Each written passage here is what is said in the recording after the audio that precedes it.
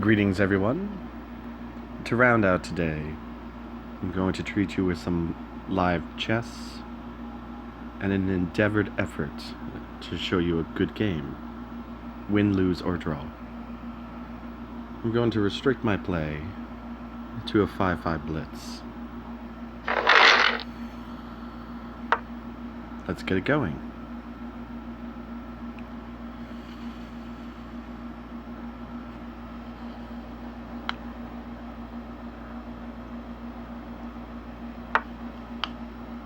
So my opponent plays the French defense. I'll respond with pawn to d4.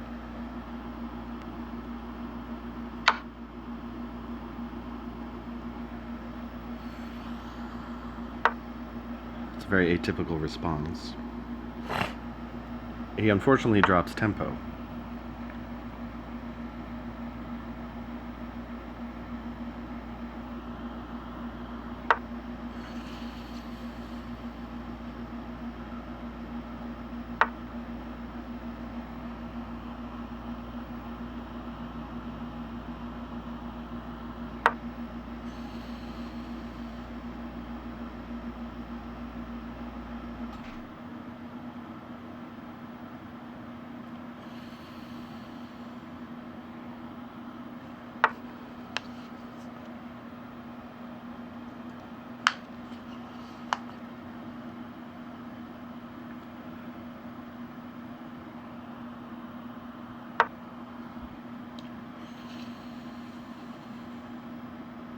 I'm still waiting for something like knight to f6.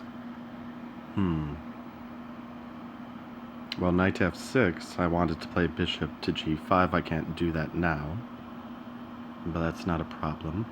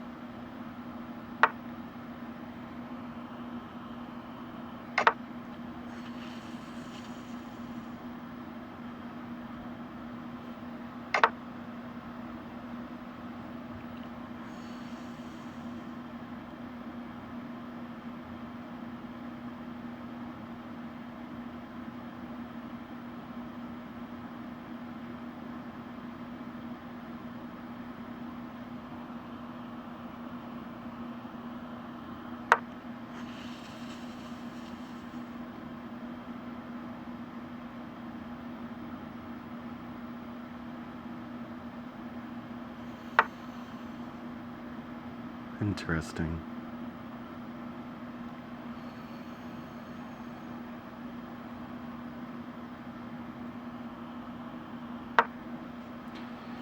He's dropped a bit of tempo, so I can afford to make that move. Pawn to h3, preventing knight to g4.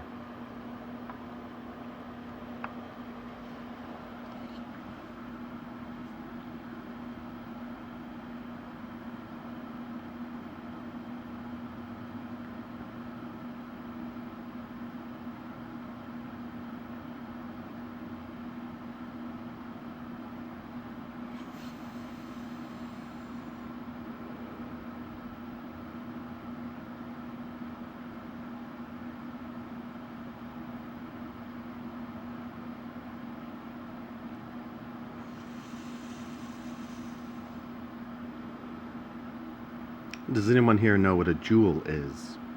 Joule. It's a measurement used in physics. If I am not wrong, a measurement of energy. Let's see if he has some. Interesting.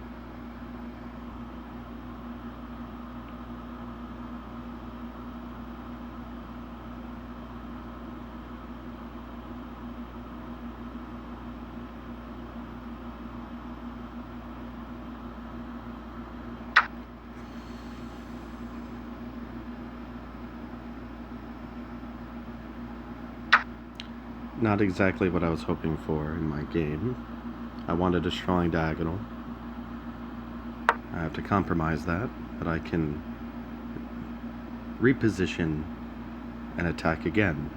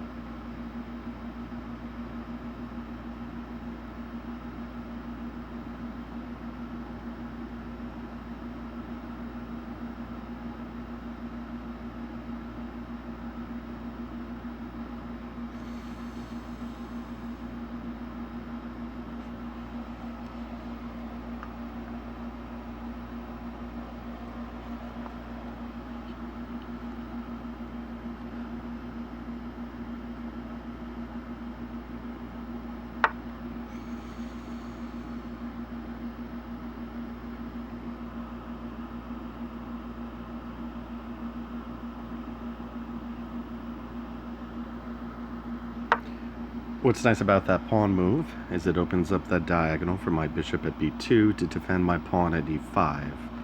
If he captures d takes c, I'll capture back bishop takes c4. Oh, very bold. Probably not the best move in my opinion. I bring another defender on my e5 pawn, and I attack his queen at g5 with my knight to f3.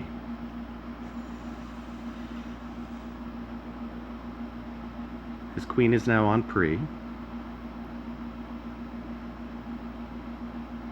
On pre is a fancy term meaning it's being attacked, and he should be obliged to move his queen, which will afford me tempo to capture his pawn at d5 with c takes d, defended by my queen at b3, attacking his bishop at e6.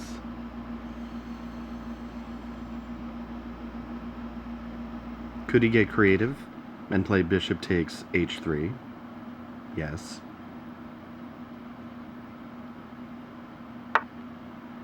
He chooses not to. Probably wise.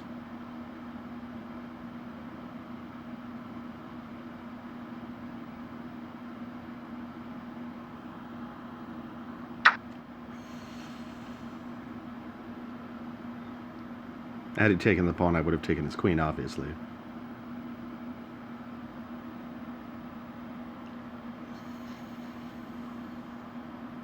So as you can see, my pawn structure in the opening has slowly developed into the middle game, and everything is supported. That's key to a good transition between the opening and the middle game.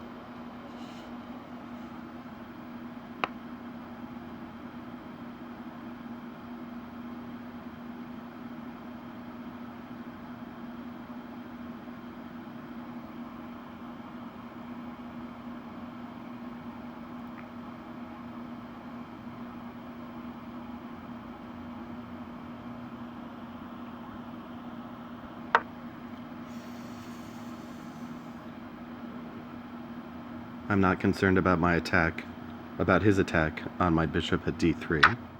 It is supported by my queen. And now I have 3 defenders on the pawn at e5. He only has 2 attackers. I only need 2 defenders to hold off 2 attackers. The third defender is, let's say, insurance. Only problem is I do drop a pawn at b4. Let's see if he takes advantage of that.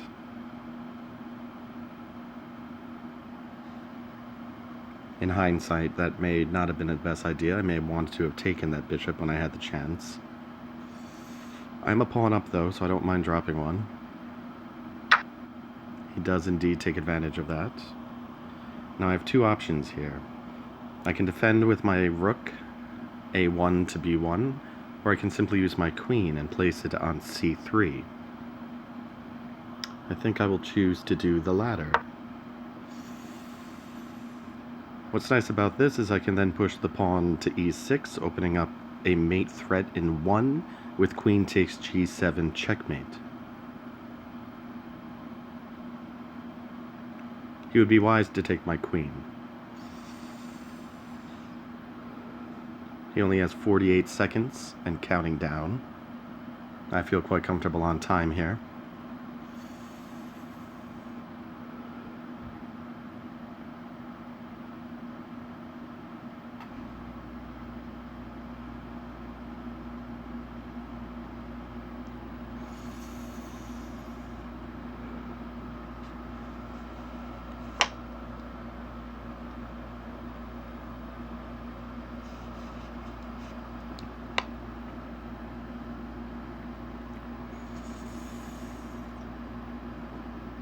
Ten, 9, 8, 7, 6.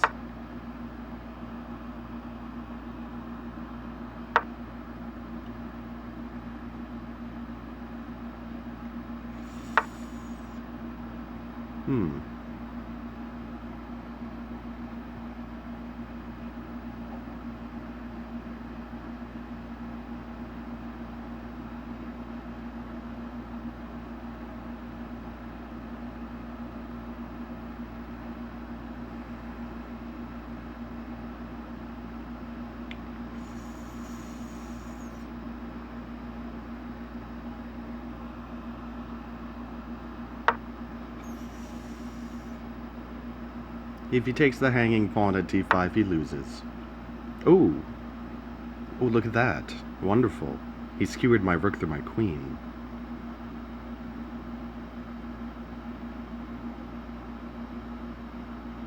Ooh, sadly, I was not expecting that.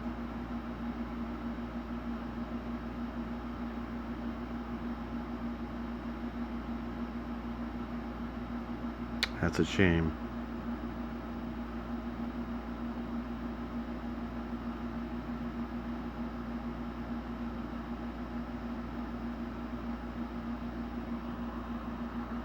I may have just lost the game.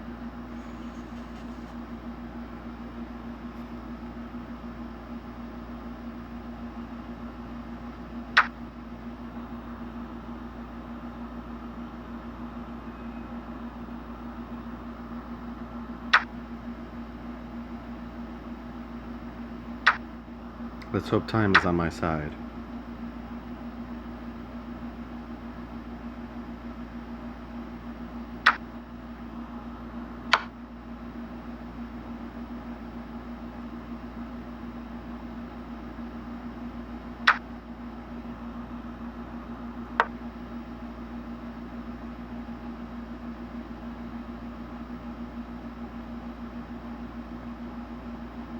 Rook to e7 is a good move for him.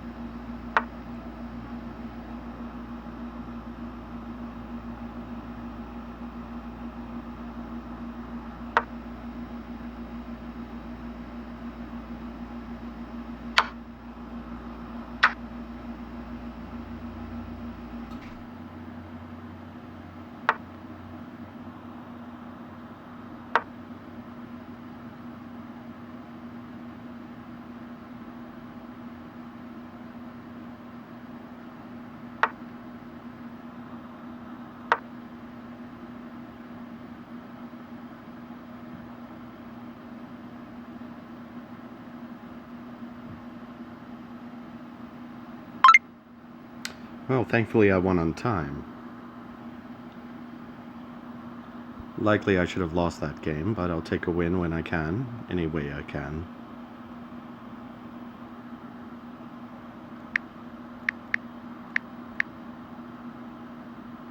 As you can see, the clock is always a factor.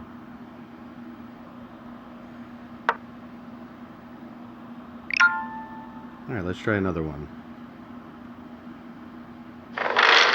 This time I'm black. I'll play the Sicilian, pawn to c5 in response to white's e4.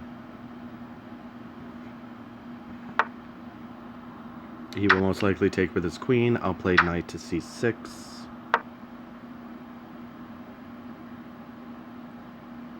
He'd be foolhardy to retreat back to d1. He should play something like queen to a4.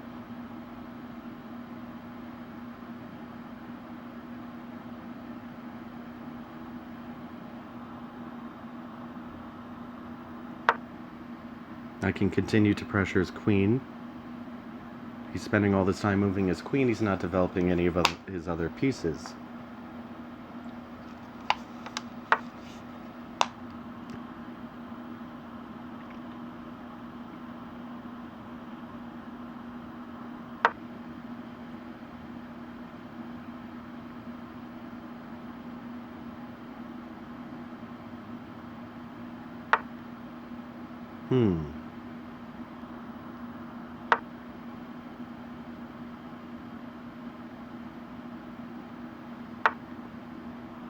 Interesting.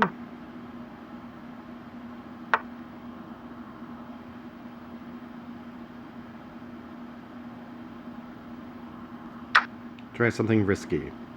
Something daring.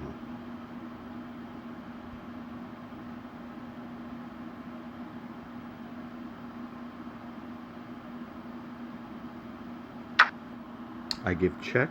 If he plays g3, he loses his rook.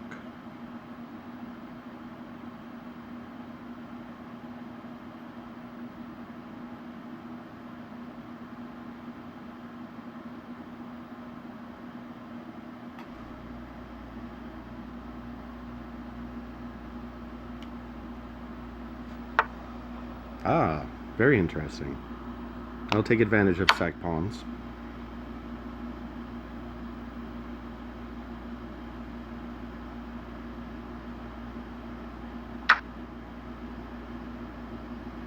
I would like to reposition my knight as to avoid stacked pawns on my part.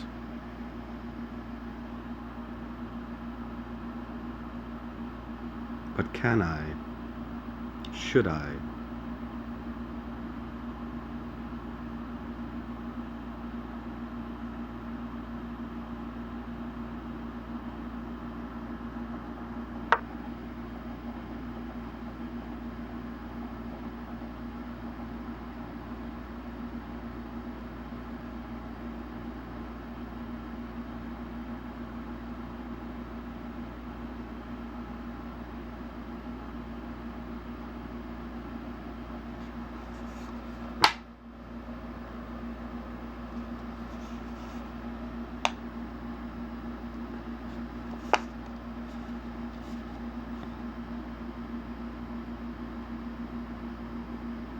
If he plays something like rook to h4, I would probably play knight to e3. He decides to attack the knight outright.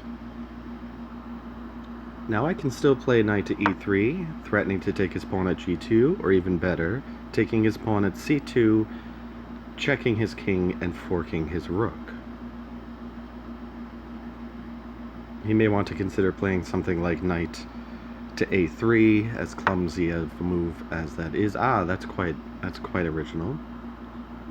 Now the danger of taking the pawn at g2 is I would most likely lose my knight.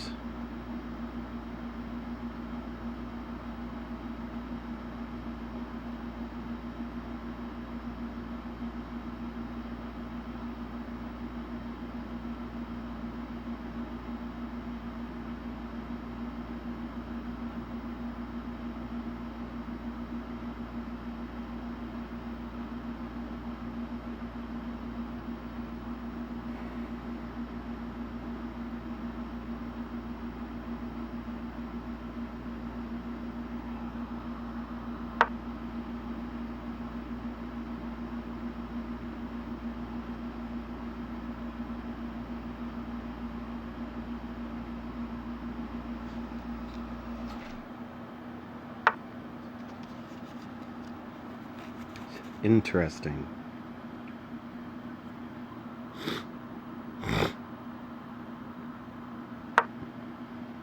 Stacked pawns don't look too bad now, do they? Again, he can play rook to h4.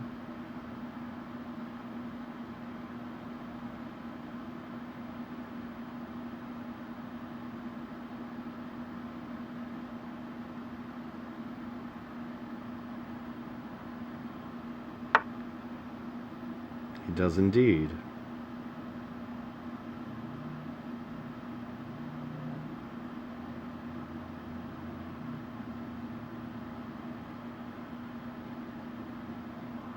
I'm going to play an awkward move. I'm hoping he tries to attack my knight by playing bishop to e3. He does not.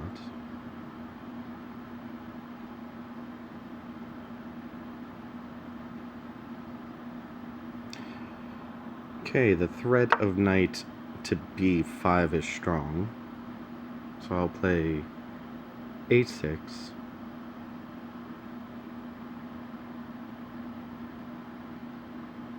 He has quite a clumsy position, in my opinion.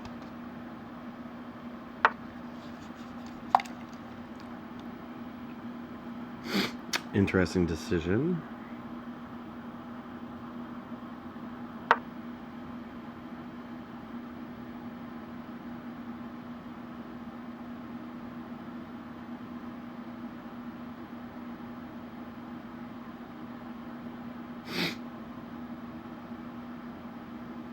If I were he, I may castle queenside now, while I have the chance. As he does.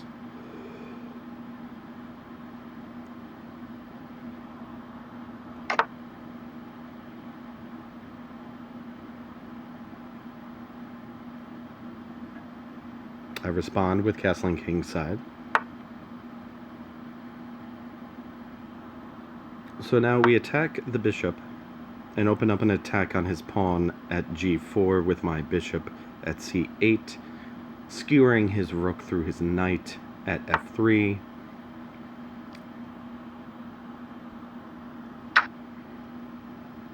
The bishop is defended by my knight at h6.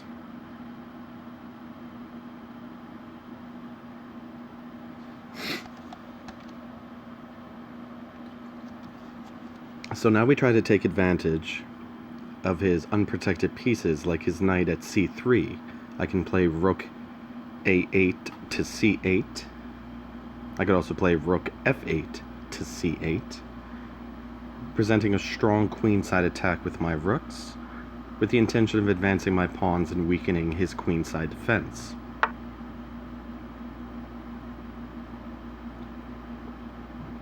He's wise to move that knight.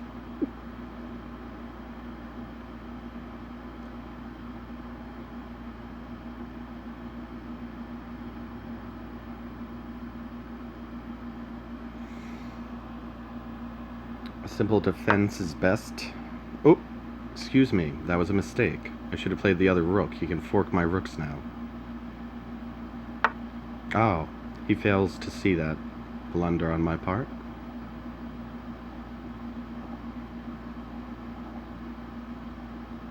He's looking for a discovered attack. It's even stronger.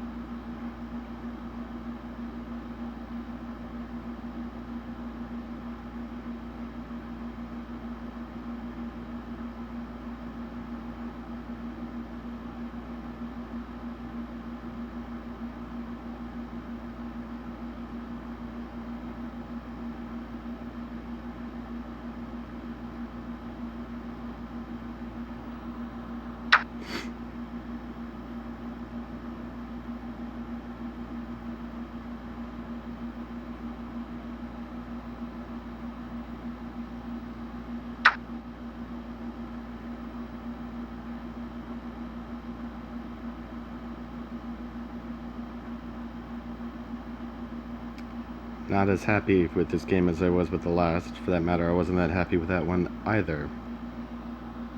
I have to cut my losses.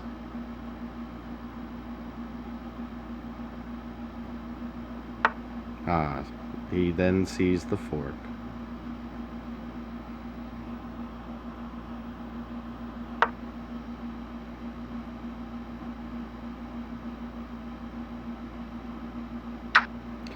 Okay, this one's going to be tricky.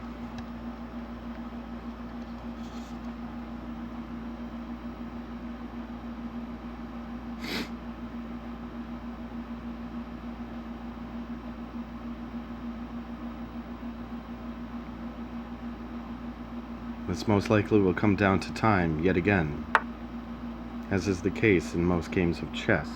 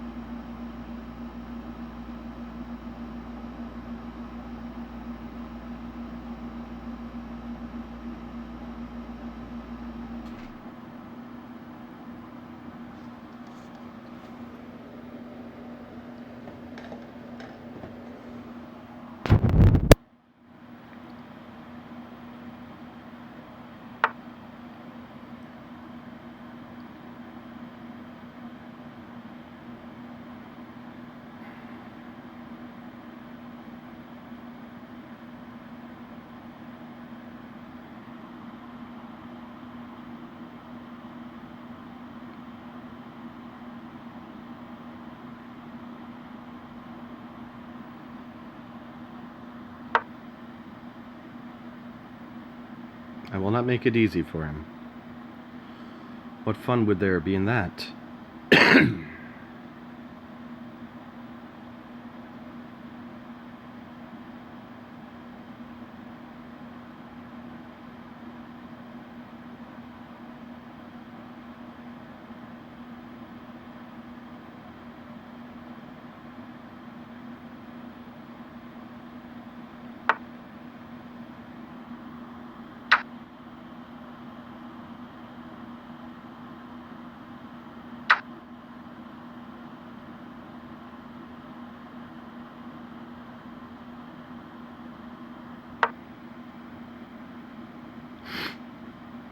Now he thinks my target is the pawn at e4.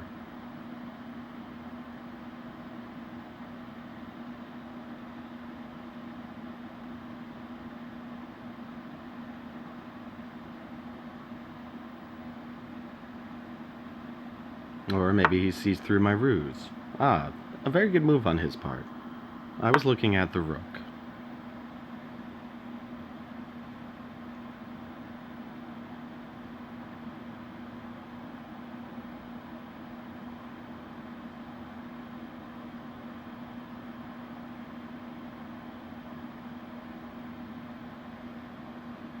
I do not believe I will be able to win this game.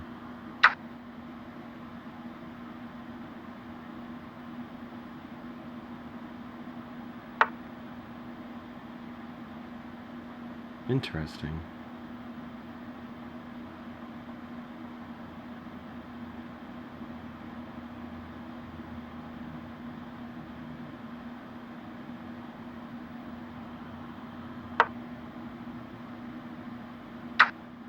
Oh, my mistake. He has mate in 1. Certainly not rated knight 61 in my opinion.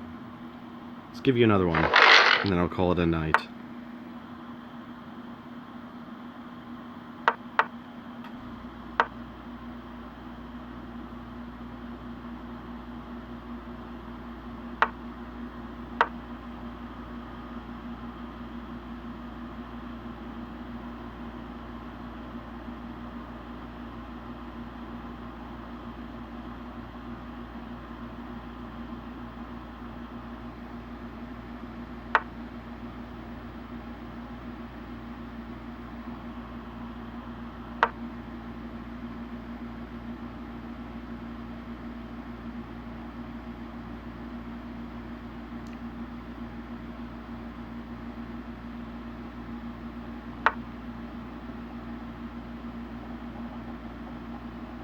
A very odd move.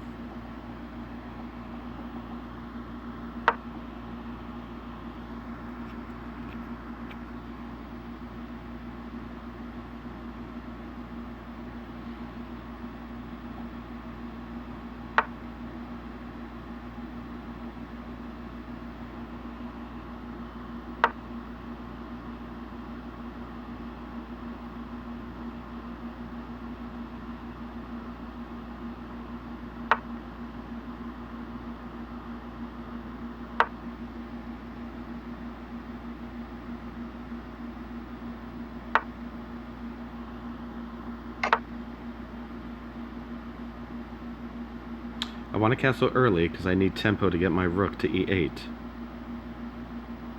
I intend to push my pawn to e5.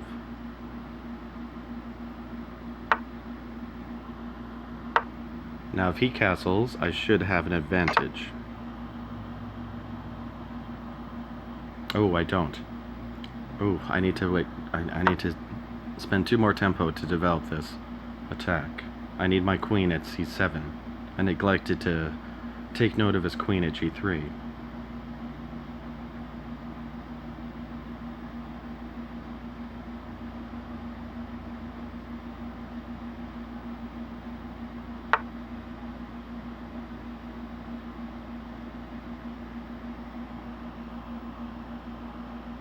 Well, that actually buys me tempo.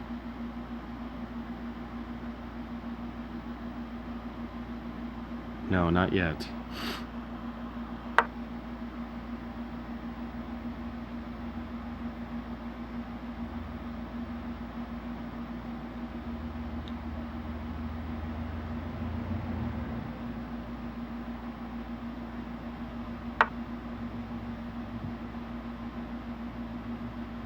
You can't seriously think that's going to help him.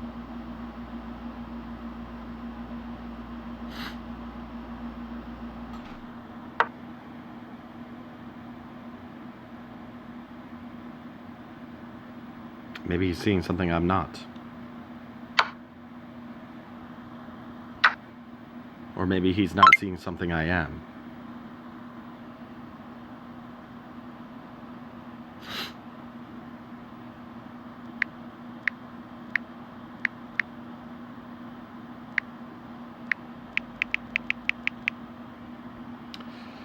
I would like to give you a proper game to go out on, so I will play one more.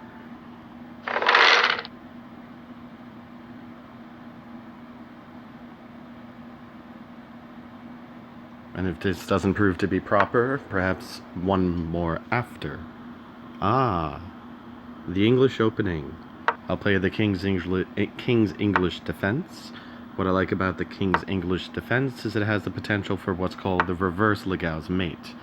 Though it's unlikely we'll see it here, but I will try.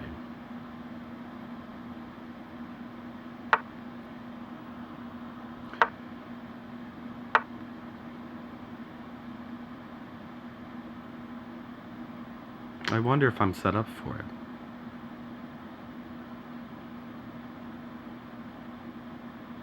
No, I'm not.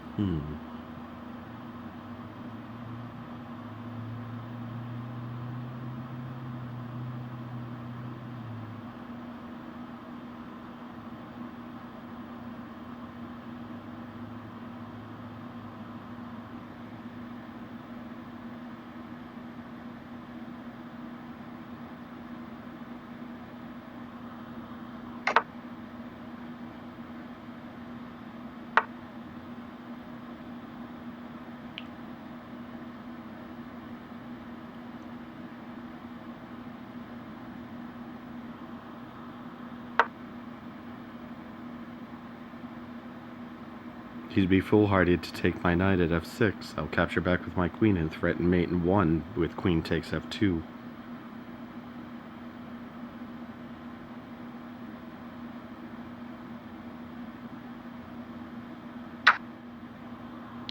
Smart boy. I'll stack pawns.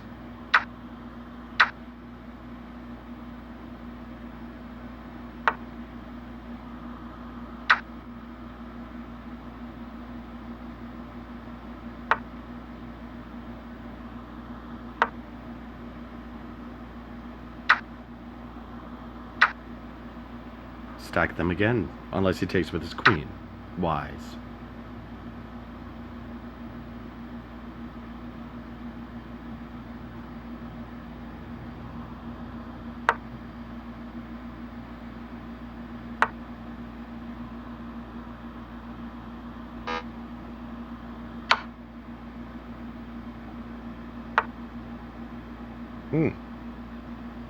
Very strange.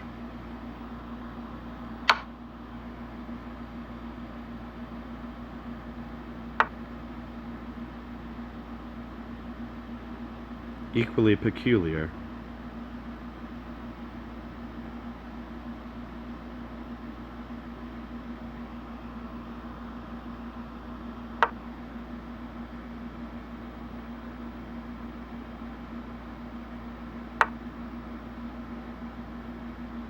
Now, you know that won't work. You can't win a game without your queen. Very persistent.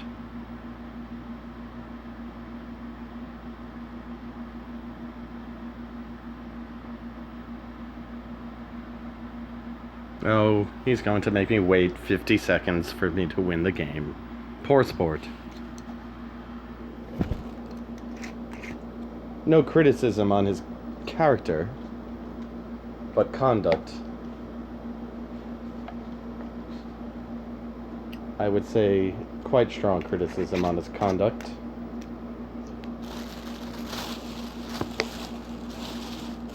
I'll let you criticize his character. But is that mine to do?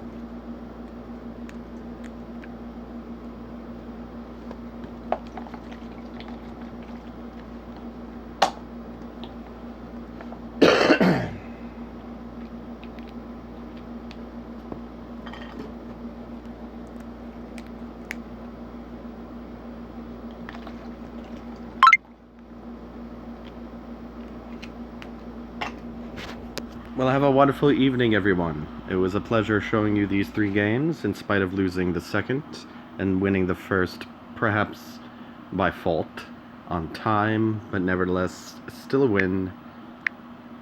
I wish you the best in your chess endeavors